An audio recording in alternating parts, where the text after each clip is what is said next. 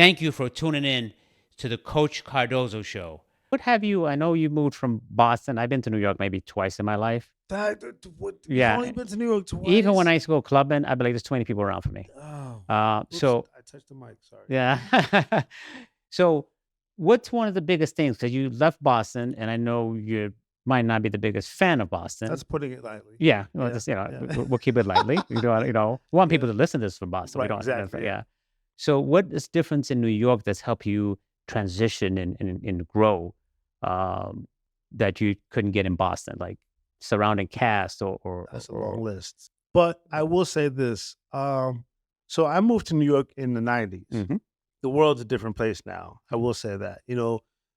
Boston's very different today than it was when I lived here. New York's different. The world's different.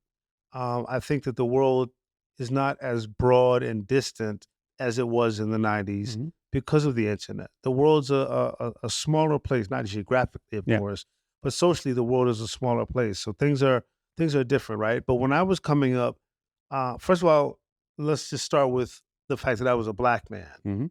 in a city that at that time had of all big cities in the country, statistically speaking, Boston had the smallest percentage of people of color of any city, of any large city in this country. In other words, um, I don't remember what the numbers were, but for whatever Boston's population was, which I think it was about 600,000 people, right? The city of Boston had the smallest of those 600,000 people, that the number of those residents in the city, I'm not talking about the metropolitan area, I'm talking about Boston, right? Mhm. The percentage of people of color, blacks, Latinos, was the smallest of any big city in the United States. As a result of that, and I grew up in a city that never had a black mayor, that never had a mayor of color, period.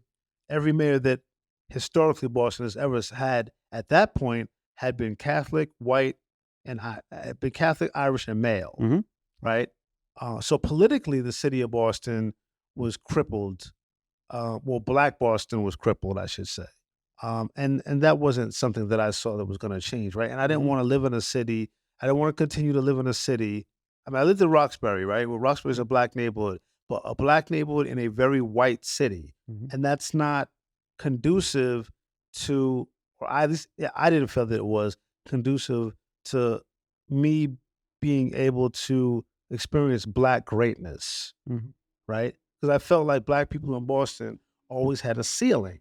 Then I was in the music business. And historically, the music scene in Boston has been small, especially the urban or black music Mhm. scene. So when I was growing up, I had New Edition to look up to, period. Yeah. End of discussion. Who are also from our neighborhood, Yeah. Roxbury. But there wasn't a plethora of Mhm. people to look up to, right? And then I didn't want to be a musician, Lydia. I wanted to be in the music business. Yeah. And so in terms of being in the music business, there was no one that I could look up to because it's not that type of city. They didn't have record labels here.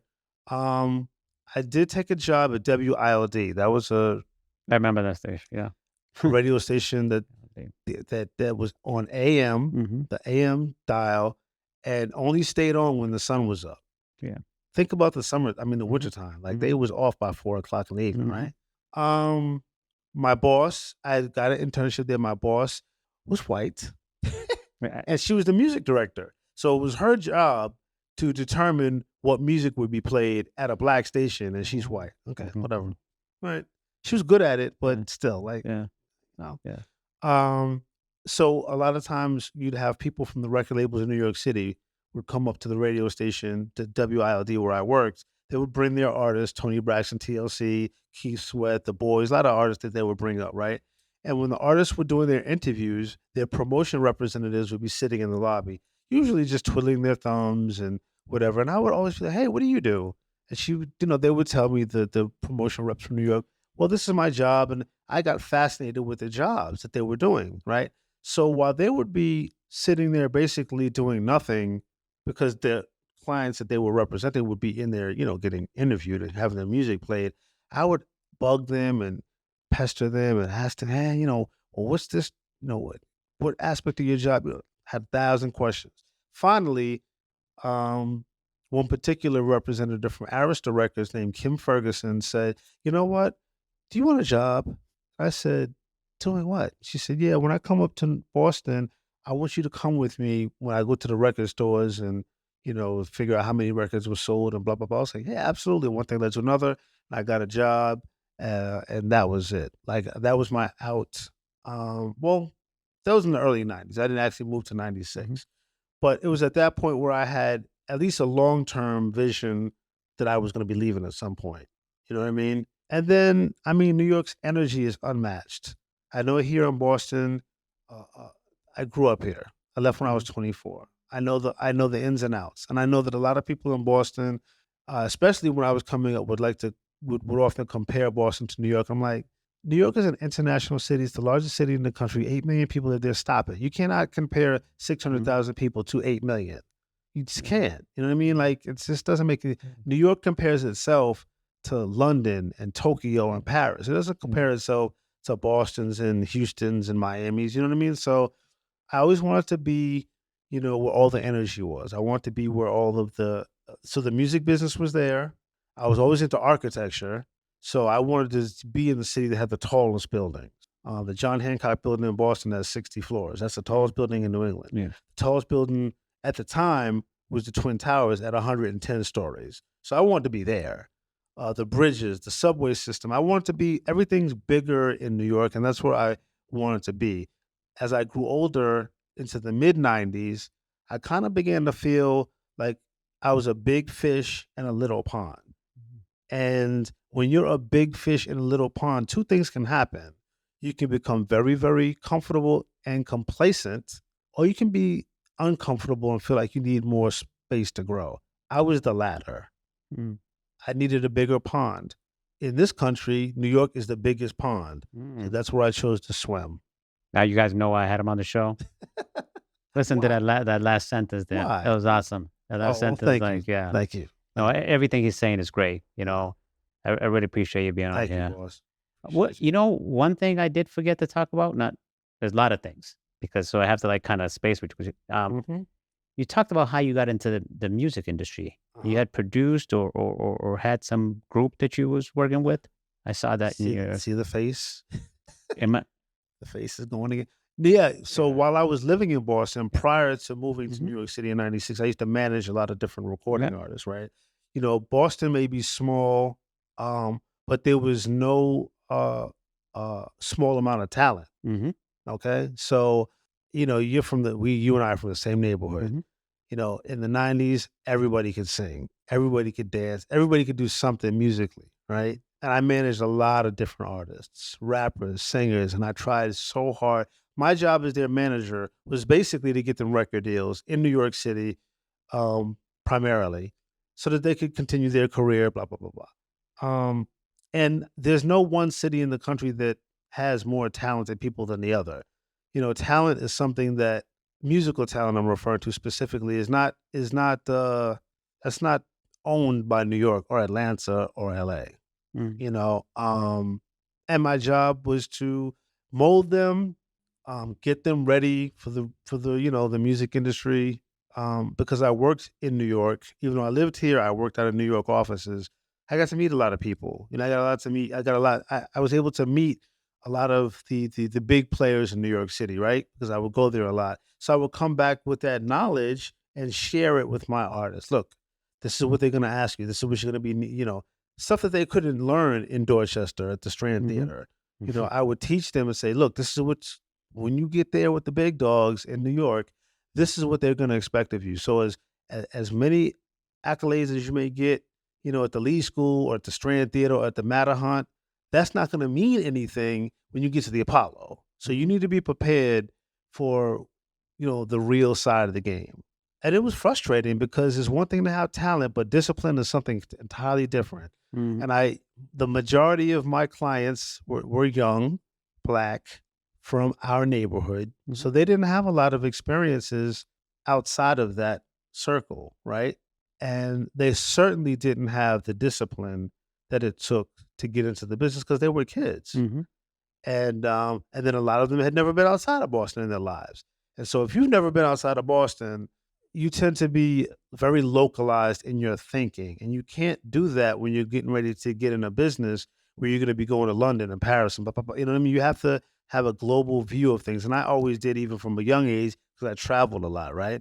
So my job was to teach them how to be not better artists musically, but better business people. And that was a challenge. And so when I talk about the things that happened to me in Boston, ILIDIO, after my father's death, one of the most traumatic experiences that happened to me that year was that I had a networking event in memory of my father a couple of months after he was murdered, where I invited producers and promoters and record people and other artists from Philadelphia, from New York, from Connecticut, from Rhode Island, and obviously from Boston to this event.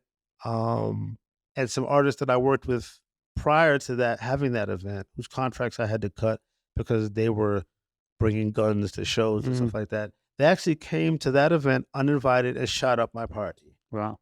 That was dedicated in memory of my dad, who had been shot and killed only 60, 90 days earlier. I was forced to testify against these gentlemen because I knew who did it. And at the time, I didn't want to testify, but my mother's boyfriend at the time was a police officer. And he kind of encouraged me to go down to the police station and talk. And when I did, and when I say encourage, I mean like encourage, it was a snowball effect. Yeah. I got to the police station. I didn't want to do a lot of talking. I gave them very little information. I refused to give names, but they knew that I was holding back. Yeah. And then the DA got involved. The Suffolk County DA's office said in so many words, Mr. Singleton, we know you know a lot more than you do. And if you don't want to cooperate with us, that's fine, but we can just charge you with obstruction of justice or we can send you to jail. Now, I'm 24 at the time. Today, I know that that's BS. I mean, yes, that they can do that, but they wouldn't have. They'd have just left it alone. But I didn't know that. And I'm in this big building in downtown Boston, and this guy's like, if you don't testify, we're going to charge you with this, and you can go to jail. I'm like, oh, my God. All you got to do is testify. It's not that serious. You know what I mean? He's really trying to minimize the role that he wants to play. He wants me to play in this conviction. Well, what happened was the kids that shot up my party were not in jail during their trial. They were out on bail, which meant they were out in the street when I was going to court. So what they would do, they would tell their friends, come to court, sit in the, because court's open to the public, so that they could see, the friends could see what I look like, so that their friends could attack me after court. So it got to a point where the DA's office would have, after testifying, there's a couple of days, I'd have to stay in the courthouse in this little secret room for a couple of hours so that their friends could go home and then I could be released. And ultimately, it was way too much. I was like, I'm done. I ended up moving to New York City. But the DA here in Boston was saying, yeah, even though you're in New York, we can still come get you. I was like, oh, my God, we'll tell the New York cops to pick you up. They never did that. But I didn't know that. So then they were paying for me to come from Brooklyn all the way up to downtown Boston. They would pay for my bus ticket and keep me, in the quarters, in the chambers until, the crowd dispersed or whatever. That was trying, man. And it was one of the most unnerving things was I would sometimes be on my way to court and their friends would be coming to court. Their friends knew what I looked like, but I didn't know them. And I'll never forget, one day I was getting on a red line train at downtown crossing or something. And somebody bumped into me while I was getting off the train. And it was one of those bumps that wasn't like, oh, I'm sorry, I'm trying to get on my train. It was very aggressive. And I was like, yo, what's wrong with you, man? And he said, you're lucky I don't kill you. Have a nice day in court. I was like, you know what I mean? Yeah. The vulnerability was crazy. But I testified. They were acquitted of all charges. So they didn't do a day in jail. And again, man, that kind of made me feel like when I ended up going to prison, it wasn't, I wasn't going to mention this earlier, but somebody killing my father and getting away with it.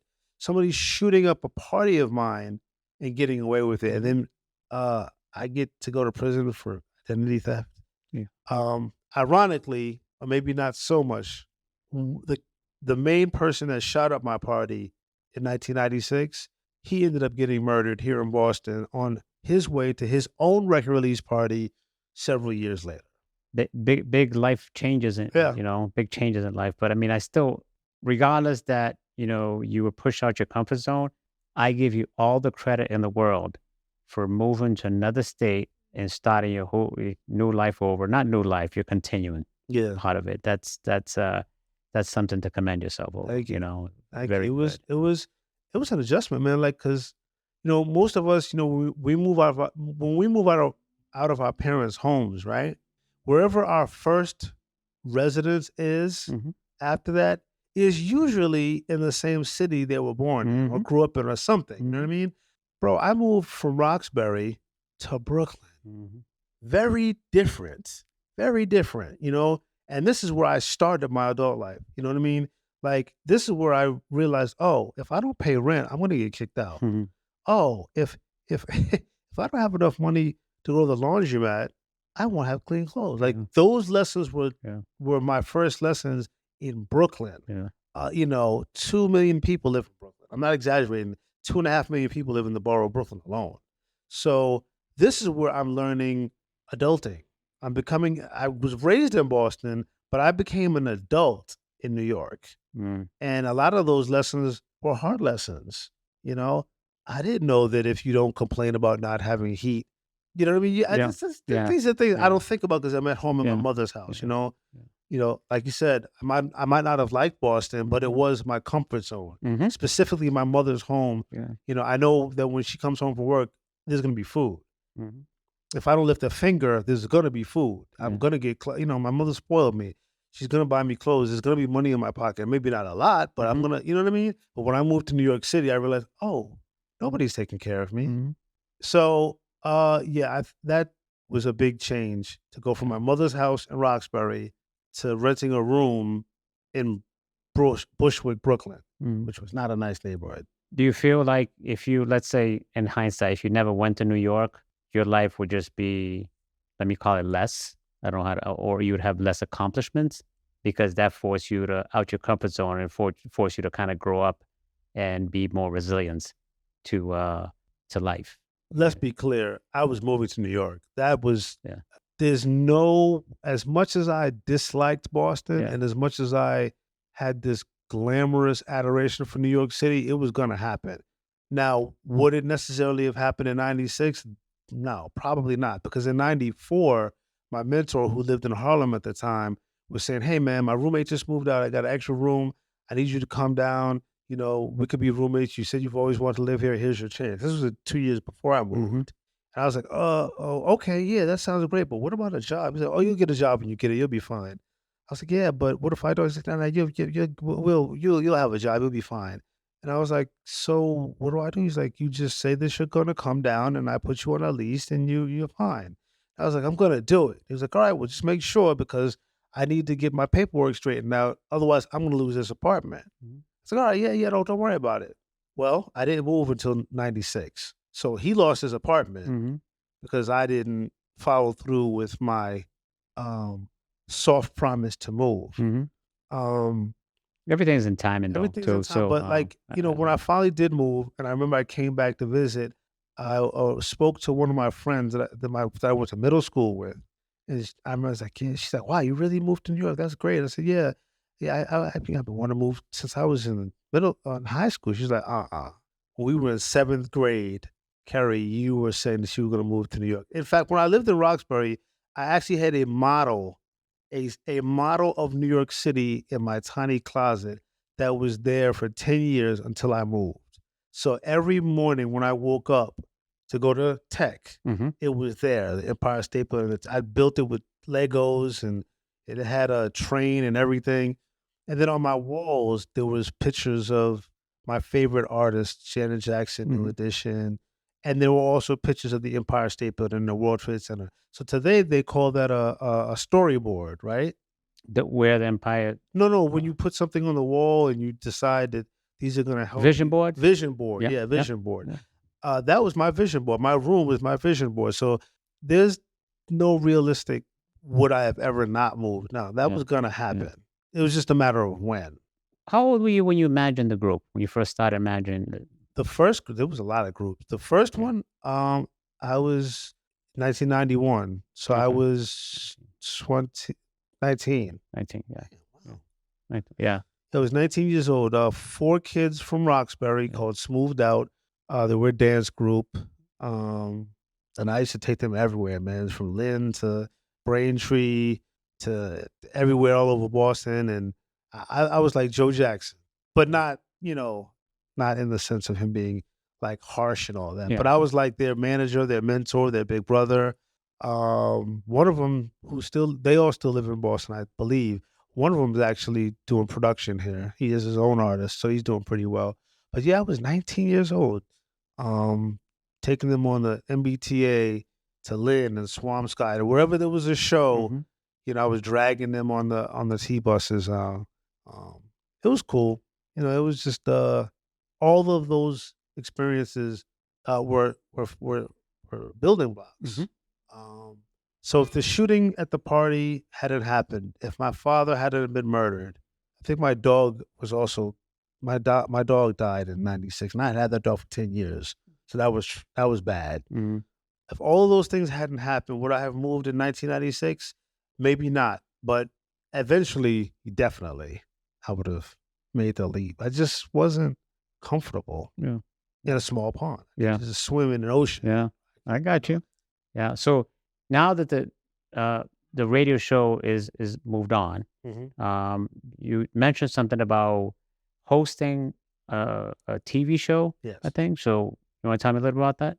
Yes. So in 2020, during the pandemic, I launched Sessions Cafe TV show. Right. So Sessions Cafe TV show is a TV show where I interview ordinary people with extraordinary stories. Mhm. So whereas with the radio show, I'm interviewing, recording artists and celebrities and people with big dreams. Right. The TV show was supposed to be just the opposite. The TV show was supposed to be me giving a platform to like the 17-year-old homeless person that lives on the subway. What's their story like? Or maybe somebody that's battling with pancreatic cancer. Mhm. What's their story? Or maybe somebody that's doesn't necessarily have a negative component to their life, but they have a story too. I mean, Lord knows everybody in New York City has a story, Mhm. right? But I believe everybody everywhere has a story. So that was the premise of Sessions Cafe. The only thing is it was COVID era, right? So we had to go and do on location tapings. So we went to Philadelphia and interviewed. I was speaking earlier about the move incident, right? Mhm. Well, there were 13 people in that house that was bombed. 11 of them died. 2 escaped. 1 adult and 1 child. The child ended up living with his father after the fire. His father wasn't a move member. His father was, anything but a move member. So, living in the suburbs with his dad, and then he ended up dying by drowning in a pool at age like 40 something, right? So I wanted to interview that guy's father, the kid who survived. I wanted to interview his father, and his father and I had a 2-3 hour conversation on the phone one night, and we became really close. And he was like, "Yeah, you know what? I didn't do a lot of public speaking when the incident happened in '85, but if ever you want to interview me, that's fine." That's not verbatim what he said, Mhm. but he basically opened the door. I was like, "Wow," because I knew that this guy wasn't up for interviews. You know what I mean? So he was the first person we interviewed in Philly. We went to Philadelphia. Sessions Cafe was proposed to be a 25-minute television show with 5 minutes being left for intros, outros, and commercials. And Dino Ward was the gentleman who I was speaking to.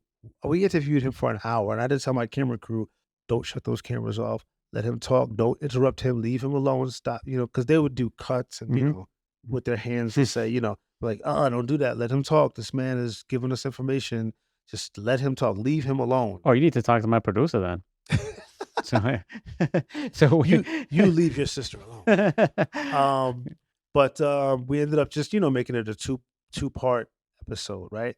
Less than a year later, ILIDIO, we got a award for that specific episode. Nice. So we shot a couple more episodes, some up here in Boston. We did one at the Frugal Bookstore in Nubian Square. Yes, I say Nubian Square. Yes, Nubian Square. Formerly Dudley Square. Frugal Bookstores, they're friends of mine. They've hosted several book signings for me when I was putting my books out. So we came up to interview them. We interviewed another rapper from Boston, but a lot of that footage never got used. We were having creative differences, is what we like to say in the music industry and the entertainment industry, when really we just don't want to deal with somebody. Right. So we had creative differences with the network conduit that we had, the person that was taking our show and bringing it to the television station. He was supposed to just be a vehicle, but he couldn't help. His ego was huge and he had to be, hands-on. Mm-hmm. That didn't work well for me or my producers, and we ended up saying, you know what, we'll just do the show some other time. Put it on the back burner. So now that this radio show is ending, we don't technically end until the last week in December. We just don't do live in studio tapings. Now I'm looking to revamp with new producers and a new television network, the Sessions Cafe TV show. You said you've only been in New York twice in your life? Yes. So I'm here in Boston, sitting across from you. Yeah. So you know that at some point I'm going to be telling you, yeah, come on down, brother. It's time for you to sit on the other side For me to my step out couch. the comfort zone? Yes. You got it, bro. You got it. So that's Sessions Cafe. I'm looking to interview people that really have a story. Even if I bring a lot of the celebrities that I've interviewed, like Melissa Morgan, Melba Moore, Eddie Levert Sr. We've interviewed Adina Howard. I know you remember her. Mm-hmm. They could come on the show, but the conversation would be different. Mm-hmm. The conversation wouldn't be based on their latest record or their latest award. It would be on their journey. Mm-hmm. So that's what Sessions Cafe is about, and that's my next baby. And I'm excited. If you invited me to the show, I'd be honored. Huh? If you invited me to be a host on the show, So not if, but when. when? Okay, I'm honored. Absolutely. Definitely. So Okay. your sister's listening now. Yeah. So everybody in YouTube land, ILIDIO has said that he's going to come to New York City and be a guest on Sessions Cafe. You're going to bring your sister too, right? She's Yes. gotta come down. Yep. For sure. So we're going to be indoors in a real TV studio. We're not doing, unless we do on location shots. Mhm. But I want to go to homeless shelters. Mm-hmm. I want to talk to people and provide a platform similar to how the show Donahue was back in the 80s, where talk shows weren't about fluff and Mm-hmm. craziness. They were about, providing a platform, giving people an opportunity to talk. I'm hugely not a fan of Geraldo Rivera. Like I really, really, really, really do not like Geraldo Rivera because I know his politics and stuff like that. But the show would be very similar to the stories that he would cover, like really deep stories, human interest stories, as opposed to what I like to call fluff, I guess. Mm-hmm. So I think that's gonna do well. Our first episode, we got an award for. So I feel like the trajectory that we were on was a good one. So that's my next step. I'm planning on putting out another book. I currently write for Intrigue magazine. I'm also the president of the magazine. So that's something that obviously I'm going to spend more time with. And as of right now, I mean, you don't even know this. I'm actually a guest host on a radio show in New Jersey. I have been for the past 2 weeks. I'm a guest. We don't like to use the word co-host. Mm-hmm. So I'm a guest host, but a consistent guest host. And the show's called Still 90s. Very different from the show that I did.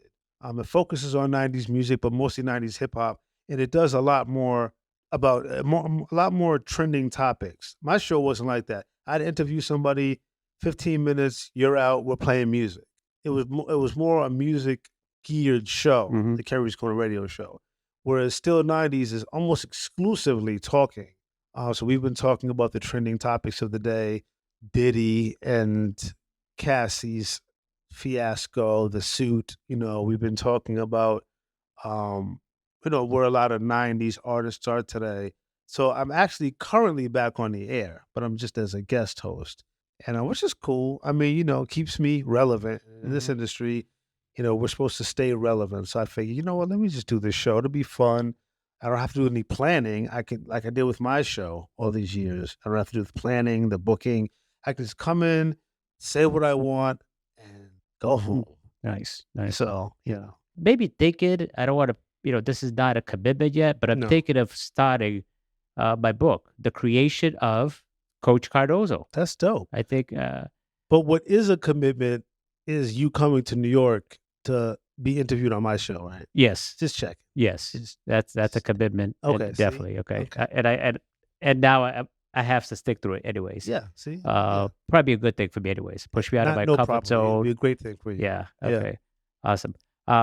Thanksgiving is coming up, and we were just talking about this when we were on our break. Mhm. About a couple years ago, you had come down and caught COVID, Yeah. and Why am I laughing? That is not funny. yeah, and I guess the reason why I bring it up is like put things in perspective, right? Was so you can walk us through that if you Uh, want to revisit that. Maybe you don't. I don't know. well, no, I'm on your show. Anything you ask, I'm gonna answer. Okay. There's no, no walls here for me to hide behind. In terms of the basically what happened, I came to Boston to have Thanksgiving with my mother and my uncle, her younger brother, and I think I got here the day before Thanksgiving. Um, November in New England is cold. New York is cold. It's cold. You know what I mean? So I came up here. Um, right after dinner or during dinner, I found it hard to eat. Now, let me tell you something. My mother can cook, all right, and I can't. So getting a home cooked meal for my mother is a treat. And I remember it was taking me forever to finish my meal. And it got to the point where I'd have to stop. And it wasn't because I was full. It's just something was weird was going on, right? So I live for my mother's sweet potato pie. Like I can't wait to eat it when she's making it this week. I won't be here for Thanksgiving, but she's gonna send me home with one. I cannot wait to eat her pie, her sweet potato pie. And when it was time for dessert, I didn't want any, which was which was telling for myself. But I really just didn't want to do anything but sleep. So I go back to my uncle's house. So my uncle and my mom both live in the same town, the town of Randolph, which is a suburb of Boston, south of the city. Um, they live about a mile away from each other. A very short drive, but a very long walk, at least for me anyway. But at any rate, I was staying in my uncle's house. We're having dinner at my mom's house. And finally, I just remember getting really, really sleepy, like I said, ILIDIO. We went back to my uncle's house and I just fell asleep. Whenever I woke up, I just wanted to drink water and go back to sleep and drink water and go back to sleep. Meanwhile, my mother's pie is in the refrigerator and I'm still not trying to touch it or any of the leftovers that she had sent over. So at one point, it was clear that I was sick because I couldn't even go home. But I didn't know, I figured it might have been the flu or something. Long story short, we went to a hospital in Brockton. I sat in the waiting room for 8.5 hours before even being seen. And I was like, yeah, I'm done. Went back to my uncle's house the next day. Um, I was still feeling really bad, just doing a lot of sleeping, a lot of drinking water, nothing. The only time I would get up would be to go to the bathroom. Other than that, I was sleeping. Finally, it was decided that we should probably go get a COVID check. We went to one of those urgent cares, and he tested positive for COVID. I tested positive for COVID, and my mother was later tested, and she tested positive for COVID. And my family has never said this to my face, but I think the theory is that I brought the COVID to them. You know what I mean? Yeah. Like that's what they've never said it, but Yeah. I'm pretty sure that's what they're thinking. The odd thing though is that all three of us were vaccinated. Yeah. All three of us. I was the one that was just like not into wearing those masks. I did not like the muzzles, as I used to call them, Yeah. the human muzzles. I don't like putting them on my face. Just didn't. I just don't like things. I've never liked things on my face, so I would wear them sparingly. Whereas my mother wore them. I mean, my mother was a mouthpiece for Dr. Fauci. She was wearing them religiously. My uncle was probably wearing them, more often than me, but certainly not as much as my mother, right? But anyway, um, I said to my uncle, I said, "Well, what do take me to the hospital, but not Brockton." So he took me to South Shore Hospital in South Weymouth, Massachusetts, and they admitted me immediately. Wow, that's interesting. Um, they told me that I had the new the most current version of the COVID. I forget the name of it at the time. But long story short, they also said to me, you know, we're probably gonna have to put you on a ventilator because your oxygen levels are really low. And if we put you on a ventilator, because you've had pneumonia before, there's a good chance that you might not make it off of there. And I was like, well, make it off? What do you mean? He's like, well, there's a good chance that you could die. And I remember my response to that was, are you serious? Like, Yeah. and he says, I'm very serious. And he closed the door. I was like, well, damn, like, Yeah. thanks for being so kind. So what ended up happening, they put me in the intensive care unit, which was weird, being in a room with all glass and being monitored all the time. People would come in, they had to have like hazmat suits. It was crazy, bro. I'm like, what the hell? Um, they were prepping me, in terms of my diet to be on a ventilator. In other words, what I mean is they were taking me off of solid food, although I wasn't eating much anyway. Like I remember the only thing I wanted to eat was ice chips, but they would bring me food, but I wouldn't eat it.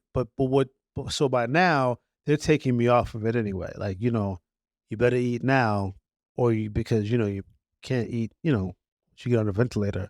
So I remember what the first doctor had told me. I was, as you can imagine, very nervous. It's tubes up, my nose and whatever. I had a very sweet night nurse come in the night before I was supposed to start um, on the ventilator. She said, "Sweetie, we don't really want to have to do this if we don't have to. So, do you sleep on your stomach?" I was like, "No, not at all. Like never. I sleep on my side, on my back sometimes, but generally I sleep on my side." And she said, "Well, if you could sleep on your stomach, that might, help with your breathing." And I was like, "Well, I'm willing to try anything, but I'm gonna, by nature, even if I do go to sleep on my stomach, I'm gonna turn over in my sleep. Plus, I had tubes and stuff in my, you know what I mean? Mhm. So she went all around the hospital ward and got as many pillows as she could find. And she propped me up in the hospital bed. She put the bars on the sides of the bed up, and she propped me with the pillows so that I really could not turn over if I wanted to, unless, I forced myself to. But in other words, the body couldn't do it in my sleep. I would have to like be awake trying to turn over. I woke up the next morning to a whole bunch of doctors in my room surrounding me and pointing with their little clipboards. And, you can't read a doctor's face. And they're pointing. I'm like, oh my God, what the hell's going on? What's going on? And they finally broke from their group and came over and said, I don't know what happened, but your levels are improving. I'm like, really? I said, yeah, like we're gonna put her off the ventilator for another day and see if those levels don't improve. Like we don't know what's going on. And I explained to them, I said, well, I've been sleeping on my stomach. It's like, oh, okay. So you've been letting your lungs breathe, whatever. Yeah. I'm like, yeah, yeah, that's what's happening. Sure. The next night, the night nurse came and did the same thing. And the levels improved and improved and improved to the point where it was determined that I would not have to go on the ventilator. I was going to have to stay there, but I was fine with that as long as I wasn't going to die. And they experimented with a lot of different medications. This is COVID, right? So this is COVID in 2000 and what, 22, 21. Yeah. So everything's new. Like they're experimenting with awful medications, but I'm taking it anyway, whether I like the taste of it or not. And finally they was like, we're gonna put you on the step down program, which is where they take you out of intensive care unit and put you Okay. in a regular room. And so the next thing that I had to get over, ILIDIO, was I hadn't walked. Again, at this point, I don't know how long I've been in the hospital. I thought maybe a day or two. I didn't really know. But I hadn't walked in however long I had been at the hospital. They was concerned about that because walking also helps with your breathing. Mhm. So I went into the room, um, the secondary room or whatever you would call it. And I remember another night nurse coming in, a gentleman, a Haitian guy, and he was like, "Yeah, I'm from Haiti, and there's a lot of things that I know about medicine that these Westerners don't use, or whatever he was saying. People in America, I was like, well, I'm willing to try anything. So he said, "I want you. Do you think you could walk?" And I was like, "Well, they haven't given me an opportunity to walk. I've been in the bed for as long as I've been here." He said, well, "I want you to walk around the room. Just take a short walk and see what happens." I got off the bed, and I might have stumbled for a second just because I hadn't been walking. Mhm. But then I said, "Yeah, I can walk. I'm fine." He said, "Tomorrow when I come back in here, we're gonna walk around the floor." And I did a little walker thing. I said, "Okay, cool." And we walked around, we did one lap once with the walker, and then after that I was able to walk fine. He said, "What I want you to do when I'm not here, I know you're not supposed to do this in terms of what the hospital is saying, get up and walk around a little bit. Just get up." And I did. Finally, they called me and they said, "We're ready to send you home. Our only issue is we need to send you home with a air tank. What is that thing called? A air oxygen tank." Oxygen. Okay. So, all right, fine. So we can send you back to Randolph with the oxygen tank. I was like, okay, yeah, but what happens when I go home? They was like, home? Isn't Randolph home? I was like, no, Staten Island is. Staten Island? Staten Island, New York? I said, yeah. They was like, oh, we can't give you an oxygen tank for that. I was like, well, I don't know. I'm sure we can. I'm sure Staten Island has oxygen tanks. Yeah, but we can't give you one. And it was a thing. Mhm. So you're gonna have to stay a little longer. I was like, well, all right, whatever. Just let's work this out. Within a day, it was determined that I could go home without a oxygen tank. Good. And I remember the morning that I was getting discharged. Your audience should really like this. The discharge nurse called me up. She said, "Congratulations, Mr. Singleton. You're leaving today. Today's December 10th." And I was like, "December 10th? But didn't I come here on the 1st?" It's like, "Yeah, you've been here for 10 days." I thought it was 2 or 3 days. Yeah. It's like, "Yeah, congratulations. You're going to go home. You don't need the tank. But I hear you're from New York." I said, "Well, I'm from Boston, but I've been living in New York for well over 25 years at this point." She says to me, "Oh, okay. Well, are you a Yankees fan?" And I'm thinking to myself, I didn't say this, but I'm thinking to myself, lady, your job is to discharge me. Don't ask me any. And I know how the Boston versus New York, Yeah. Yankees versus Red Sox, and I am certainly not a Red Sox fan. I'm not even a baseball fan, but I'm not a Red Sox fan. I'm thinking to myself, if I give her the wrong answer, am I gonna get discharged? And I was like, I don't watch sports. She's like, oh, okay. I don't, but Yeah. I'm not a Red Sox fan. Um, and I just remember, like, Jesus Christ, lady, like, just give me my paperwork so I can get the hell out of here. Yeah. And off I went. That was a Friday. I went back to New York on a Monday. The following Monday, my mother was like, "Oh, you need to stay in the bed." I was like, "I'll stay in the bed, but I'll go home and stay in my bed." And then a week later, I went to an event in the Poconos. Um, but breathing was, I did my first week home. I'll tell you one thing, the store that I used to walk to that was like 10 minutes away took me 20 minutes to get to. So it was an adjustment in terms of me having to get my breathing back. But I survived. Oddly enough, my mother and uncle, they healed at home. I went to the hospital, and obviously my mother and uncle are older than me. Yeah. But I had gotten pneumonia beforehand years earlier. So I went Yeah. through it. But it happened, and again, as we said, I don't feel there's any good or bad events that happen in your life. Had you asked me this to say that 2 years ago, I might not have had the same answer. Mhm. Why did I have to get COVID in terms of journeys and life lessons? I'm not sure yet, but I feel like it was part of my journey, Yeah. like everything Yeah. else. I'm sure near-death experience puts everything in Oh well, perspective yeah, there's also. that. Yeah, So that changes stuff. yeah, that was the first time when I got back home to New York. Whenever the first time I watched TV and saw like somebody in a hospital, I started crying. Yeah. And that was weird. Like, I watch stuff on TV all the time, but I was watching some documentary about hospital patients or something, and there was a guy that was, in a hospital bed, and as soon as I saw it and all the equipment that I was remembering was attached to me, it all came back to me. I just broke down and cried right in my living room and changed the channel. But, they call it, it's PTSD is what I had from Yeah. the hospital stay, Yeah. Also, the big and experience. Yeah. Yeah. I've And, always said, man, God forbid if I died tomorrow, my life was not boring. Keri definitely is not. And Not I tell boring. you, much appreciate. Thank you, Keri. Yeah. Keri D. Singleton. I Yes. appreciate you coming down. I Thank you, appreciate you brother. sitting down with the show. You have expressed a lot of, well, you narrate a lot of your life experience. Yeah. And some people would roll up at a ball and go, why be, and get into pity party. Right.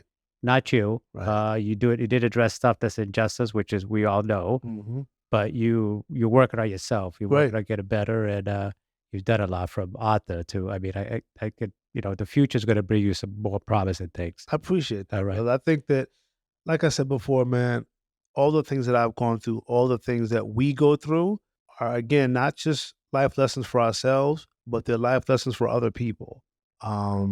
Whatever we go through are opportunities for us to get through, and opportunities, hopefully, for us to share with other people, or at the very least, be watched by other people so that they can perhaps make changes in their life based on what they saw happen in yours. And so I feel as a collective, it's really a beautiful thing. They say, joy and pain, sunshine and rain. It's all good. It's all part of the journey. It's part of the experience, and it makes life living. Yeah. So you can go through it. You go through it, or you can grow through it. Exactly. You can go through it, or you can grow through it. Did I say it right? Yeah. Go. Yeah. You Okay. can go through it, or you can grow You through go it. through it, Yes. and you're growing through it. I am trying, brother. Awesome.